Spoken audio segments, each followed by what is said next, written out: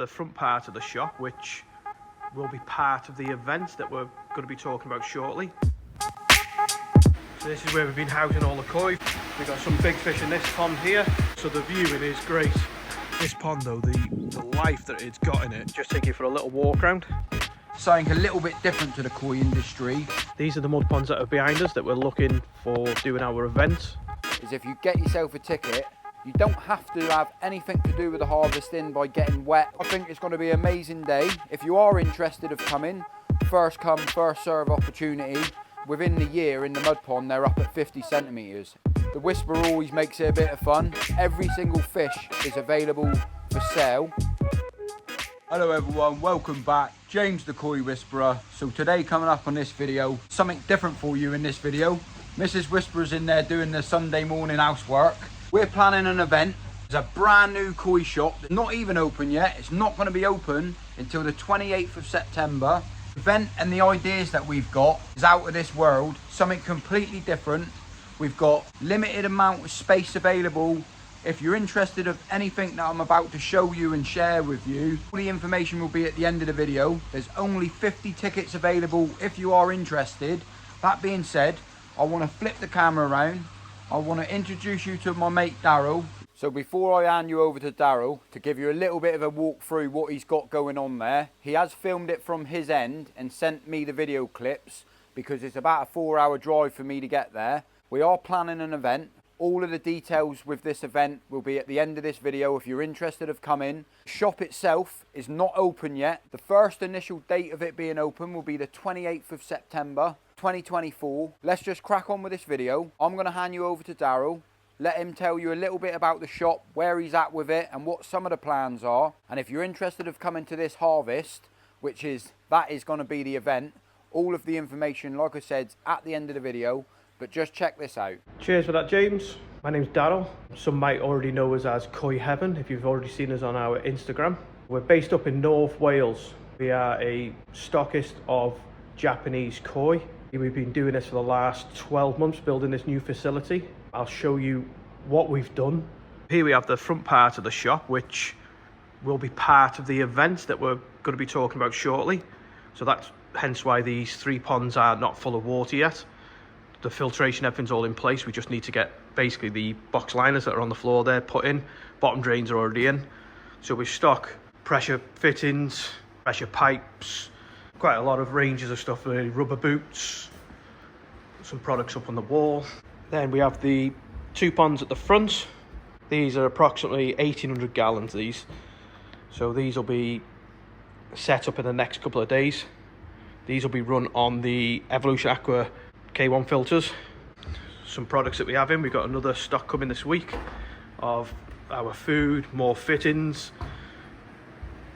And then what I'll do is I'll take you down these steps and we'll have a quick look in the back.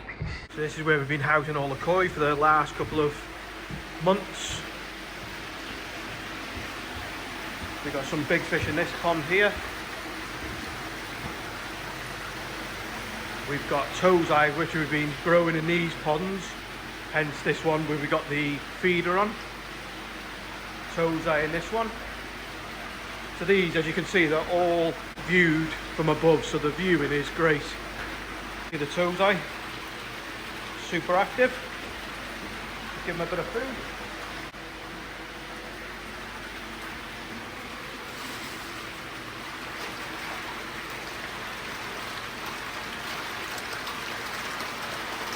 So these are on the feed. I should imagine they'll want a bit of food as well still.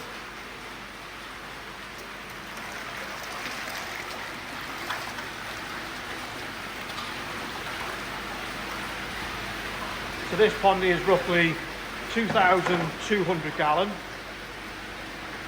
This is also run on a bead filter, the K1 Evolution Aqua one. This one is 1,800 gallon. And then we have the main pond up the stairs, which is run on 2 Nexus 320s. We've got a sieve then that goes over the top of the backy shower. Some absolute stunning examples in here. So what we'll show is in the video, when James comes up, we've actually grown some tozai, which are out of the same ponds at the back of us, and we've actually grown them up to 50 cm from the back.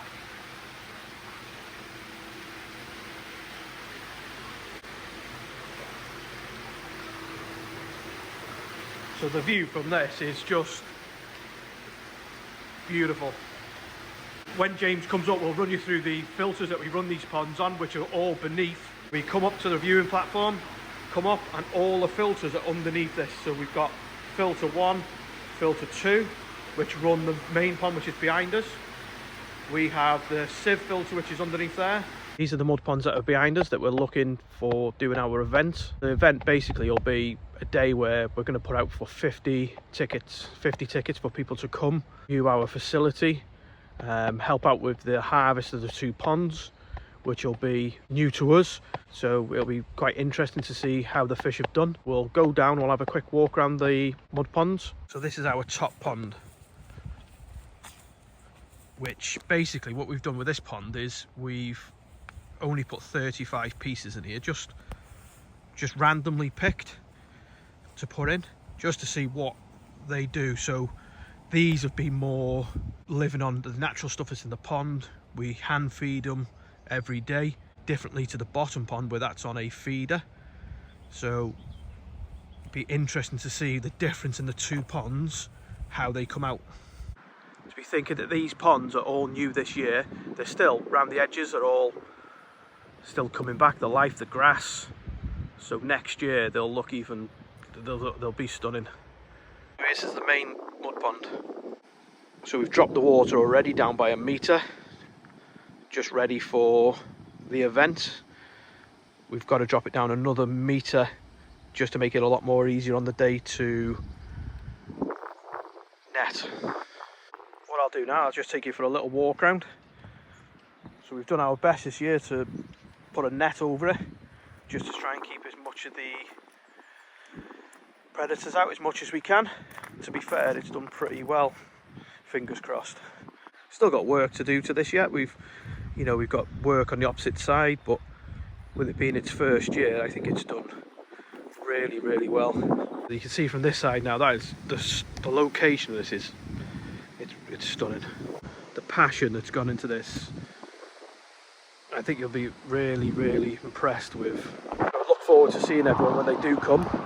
Right, so that there looks absolutely fantastic. I'm not going to lie, when I see something that looks good and a lot of effort's been put into it, ticks all my boxes. And to be fair, you've got an opportunity here of a lifetime really, of if you've ever really wanted to be involved with the Japanese side of things where they harvest fish out of a mud pond. You know, these fish that we're about to harvest has been in the pond for a year, and to be fair, Daryl himself, he doesn't even know what's in there in the way of how big they are from when they first went in there, the quality of them. It's a bit of an experience and a bit of an eye-opener, and this is just the start of the plan. So the 2 ponds that you saw that are empty in this video clip, they're actually going to be a place for these fish to go after we do the harvesting. If you want to get yourself involved in the harvesting, there's only 50 tickets available.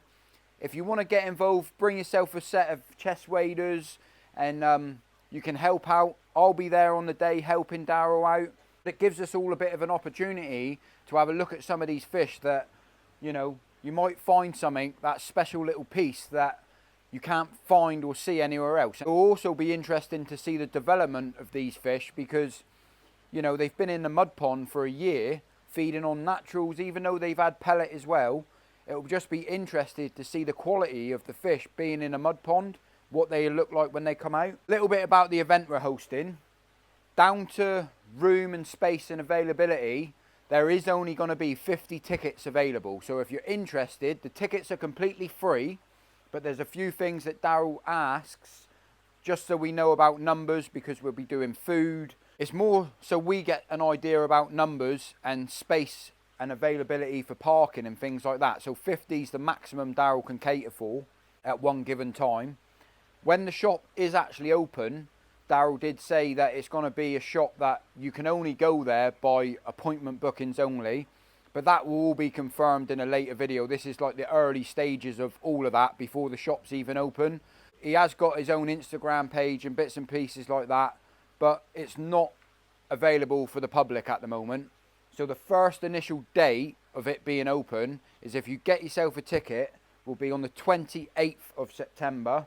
That is a Saturday. We're not going to start the event until 10 a.m. so it gives people time to travel, or if you want to stay local. The information of where it's to will only be sort of, you only get the postcode if you get a ticket. The way that you need to get your tickets is, I'll leave Daryl's email address down on the bottom of this page, in the description of the video and in the comment section. So if you contact Daryl, he asks for a few things on that email. 1, saying that you would like a ticket. 2, saying who you are. And 3, leaving your mobile phone number or contact number, so Daryl can give you a ring to confirm who you are and basically give you a ticket to say that you're entitled to come for the day. Because a lot of you will understand, on the social media, down to a point, you could get people sending an email saying that I'm coming, or they just turn up on the day, and it makes it very difficult to work out who's actually coming. And because it's a bit of a koi day, a bit of an event, you don't have to have anything to do with the harvesting by getting wet or getting stuck in or helping sorting out fish. You can just come to look at those fish. You can also come to look at the fish that's inside of the shop. But even still, if you arrive and you haven't got a ticket, a confirmation of who you are, then you won't be allowed to stay for the day, just because of, we need to know who's coming. That is the main reason. On the day itself, there's loads of things that we're planning to do. He is offered to do food for the day, sandwiches, buffet food and drinks and stuff like that.